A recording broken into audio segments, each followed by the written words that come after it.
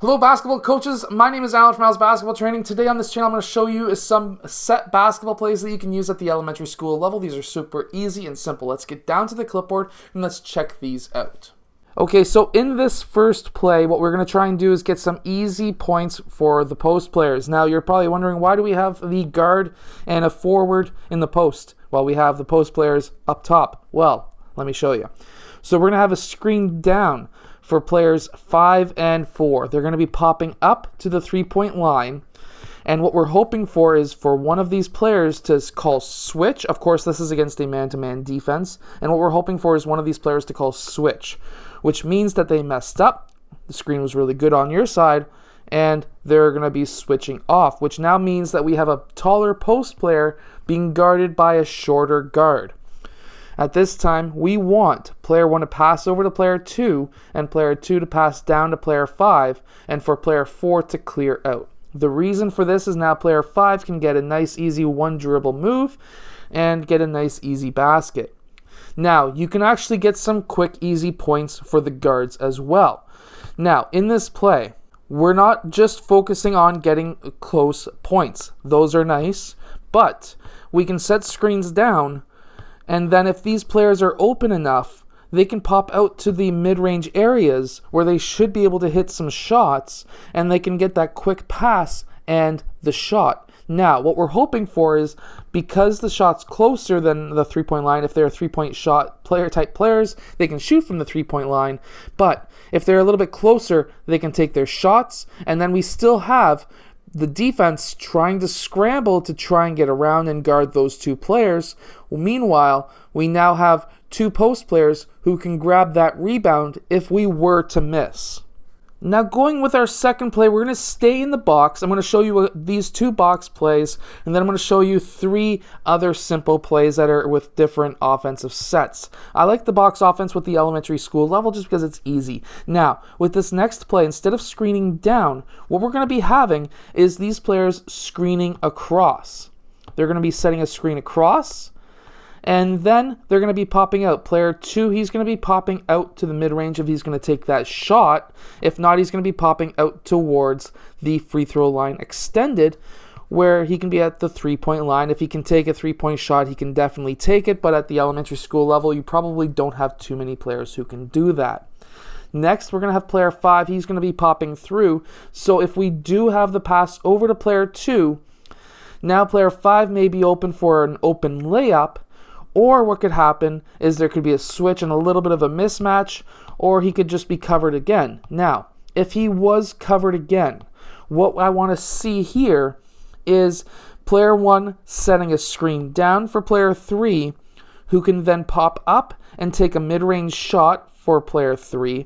Or what we could have 2 screening at the exact same time is player 4 popping out either to the post or to the mid-range area where he can receive that ball and take that shot. So even though our main play may be broken down and not work, we still have this backup option between 2 and 3 and 2 and 4. Now, coming out of the box offense, if they don't work, if you run that set and it still doesn't work, you can run a 3-out basketball set offense as well. Now, personally at the elementary school level, I really like motion offenses because there's a lot of movement. You can teach your players to move off ball, so keep that in mind. I'm going to show you a few different motion offenses that I would use with elementary school teams at the end of this video, at the end of these 5 set plays. But let's get down to the 3-out offense that I would run after we run our box offense. Let's get down to the clipboard. Let me show you what these plays are. So this may look really familiar. That's because remember when we screened down, these players popped out, and now we're in a 3-out offense. So even though, let's say, our offense didn't work, we're now in a 3-out offense. And you can run a 3-out motion as well. I'm going to show you that a little bit later. However, in this next play, what we're going to have is player 3. He's going to do a V-cut, or at least he's going to try and get open. Once he's open, player 1 is going to pass him the ball. Now, depending on what the defense is doing, player 1 could have also passed to player 2. It would just be the reverse of this same exact play. What we're going to have now is player 1 screening away for player 2, and we're going to have player 5 at the same time screening away for player 4. Meanwhile, player 4 is going to be cutting across. He may be open for a mid-range or a layup shot, and then we may also have player 2 open, who's cutting down the middle of the key for a floater, a layup, or for a mid-range shot from the free throw line. This is a great set play to run if you just wanted to run the 3-out offense, or it's also a good play to run as a contingency if the box offense doesn't work. Now, this fourth play, this can be ran on either side. So what we're going to have is the point guard, the guy dribbling the ball, he's going to put up his hand, and if he's putting up his hand on this side, that means player 3 is going to go and set a screen for player 1. At the same time, we're going to have player 4 setting a screen for player 5, and player 5 is going to be using that screen. Player 5 is going to use that screen. Player 1 is going to use that screen. He could pass to player 1 for that really close shot. He could come in a couple steps and take a mid-range shot or take a 3-point shot if he's good enough. And then player 4 is going to be clearing out of the way.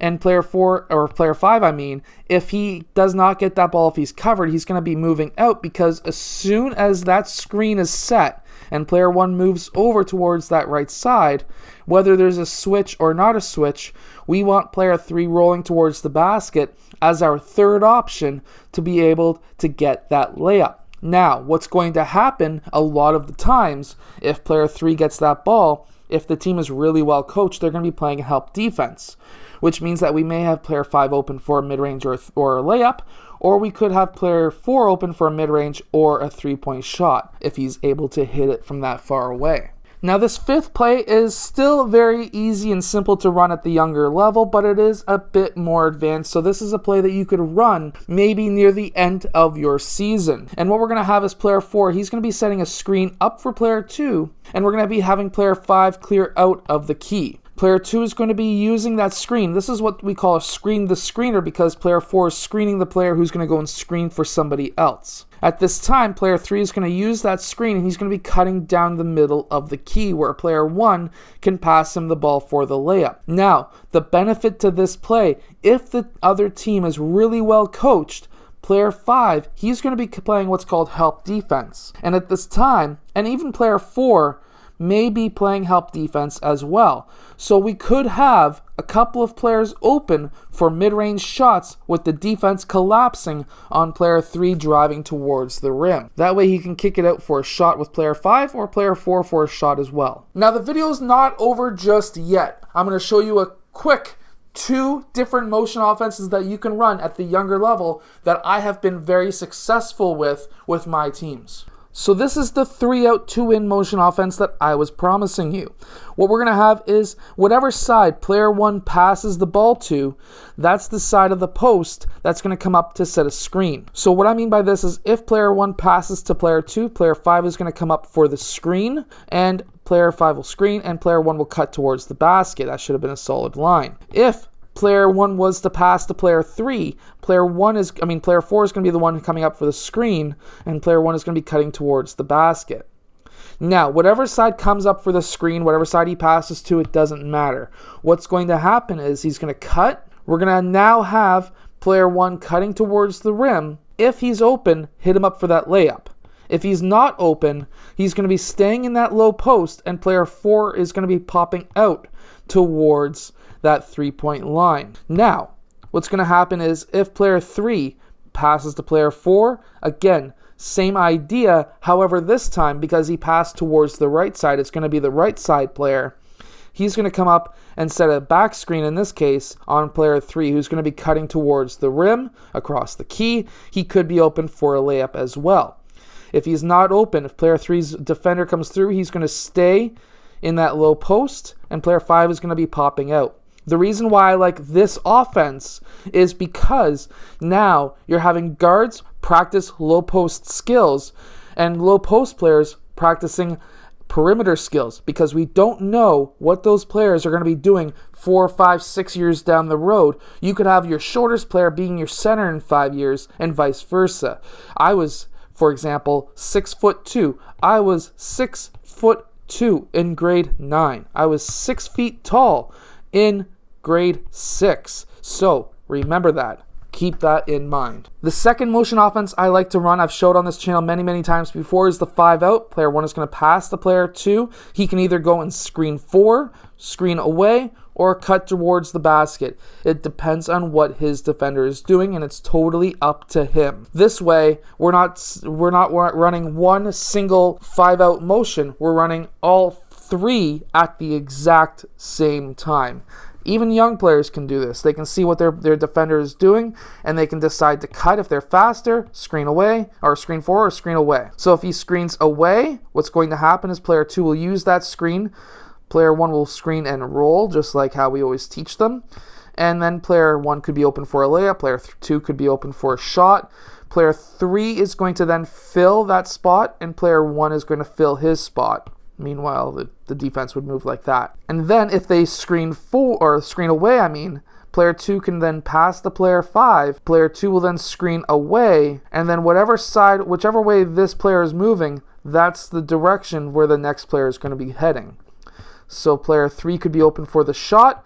Player 2 is rolling towards the basket for a possible layup. Player 1 is going to fill, and now we're going to be having the defense look just like that. Now, pass and cut is going to look like this, where player 5 passes the ball, he cuts towards the rim, and now, because he left that side and player 3 has the ball, player 4 needs to go and fill. He could be open for a shot, and player 5 is going to then pop out. I also like to teach my players to think on the run. So if they feel that they could set a solid screen, a big player like player 5 could set a solid screen on a smaller guard, I give him full permission to cut. If he's not open, set a screen away, where player 2 could then use that screen. This could be an option for a layup.